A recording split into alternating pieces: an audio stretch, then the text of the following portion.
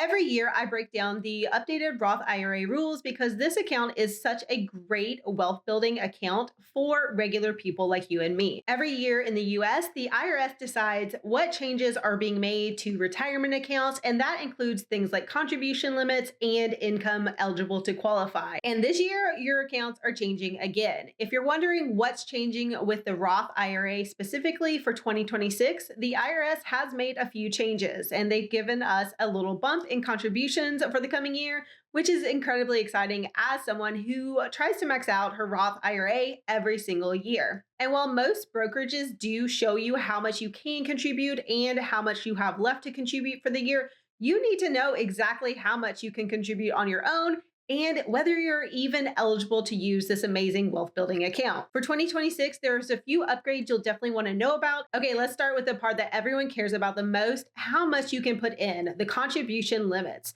In 2025, last year, the max contribution was $7,000 for anyone under 50 like me.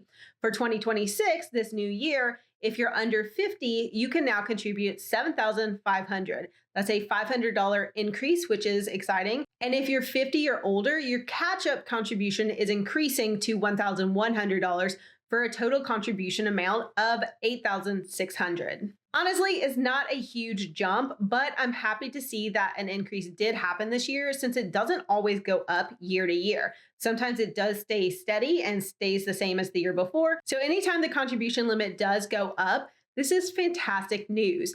And you're able to put more money into these accounts where it can grow tax-free over time and build significant wealth for you. And that is always great news. Honestly, I think these numbers should be growing faster to keep up with the reality of inflation and people not saving enough for their future retirement. People trying to save for retirement shouldn't be stuck with limits that are so low and haven't kept pace with how expensive everything actually has become. But that's okay. We are getting an increase in contributions. Next, let's talk about the income phase out changes because that is important to see if you're even eligible to contribute to a Roth IRA, because not everyone can use these accounts. If you make too much money for a Roth IRA, you can't actually contribute in a regular way. The income phase out limits also increased a bit, which is great because actually now more people will qualify for Roth IRA contributions this year without needing to do all of the backdoor strategies that are a little bit more complicated. So for 2026, single filers, the phase out range is $150,000 to $168,000. Then if you are married, filing jointly, the income phase out is $242,000 to $252,000. If your income falls in these ranges, your ability to contribute starts shrinking, going down until it phases out entirely at that top number. If you make more than that, you are not eligible to contribute to a Roth IRA. But if you make more, you can still utilize these accounts with what's known as a backdoor Roth. This is where you put money into a traditional IRA first, and then you convert that to a Roth IRA afterward. The tax implications for that are different, so you'll definitely want to consult a professional and see what you're getting into, but that is still a way to get money into a Roth so it can grow tax-free over time if you're above the limits to contribute in a regular way to a Roth IRA. Also, as a quick reminder, while you should be consulting professionals for things like taxes, you don't actually need a financial advisor to set up a Roth IRA. I say this every year because I still get questions about where to open a Roth IRA and whether or not to use an advisor. You don't actually need a financial advisor to open a Roth IRA. It is a very simple account to open at almost any brokerage. It's just an investment account with special tax rules. That's it. There's nothing fancy about it. And if someone is trying to convince you that you need them to open this type of account and they need to pick your investments, then they're probably trying to sell you something. My favorite brokerages to open a Roth IRA at are Fidelity, Vanguard, and Charles Schwab. All of these are really easy to use. They have low cost investment options and they're really perfect for beginners or anyone that wants a hands-off retirement setup.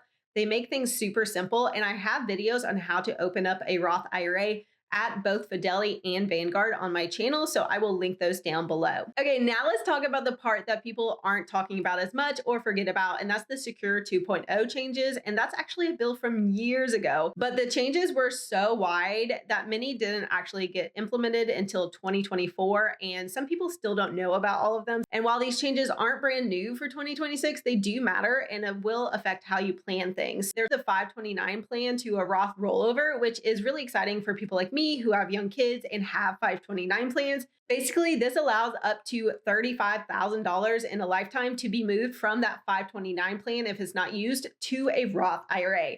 This is great for any unused college savings. And if you are planning to put money into a 529 plan, they can roll $35,000 over. This is exciting. And I hope that I'm able to do it for my child in the future because I would love to start them off with a Roth IRA with money in it so that it can grow over time and they are immediately planning to be millionaires. So, again, this is not necessarily a new change or anything that affects everyone like contribution limits, but it's good to be aware of these if they affect you because it also continues to make these Roth accounts way more flexible. Overall, the Roth IRA is my favorite account. It's the one I talk about the most here on the channel, and it's a fantastic option if you are wanting to build wealth.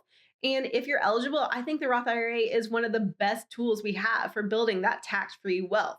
I've been maxing mine out since 2020 when I became consumer debt free. And these small increases every single year just make it a little bit easier to keep increasing the amount I'm putting away so that it continues to grow and grow. So even though the IRS did not raise these limits as much as I personally would like, every single dollar you put in is money that will grow for your future tax free. And you should take advantage as much as you can. If you want to see an example of how I invested and exactly what I contributed to my Roth IRA over the years, over the last 10 years, you can go watch the video I have linked down below and will be in the end card. It's a full breakdown of my Roth IRA contributions and the growth over the last 10 years.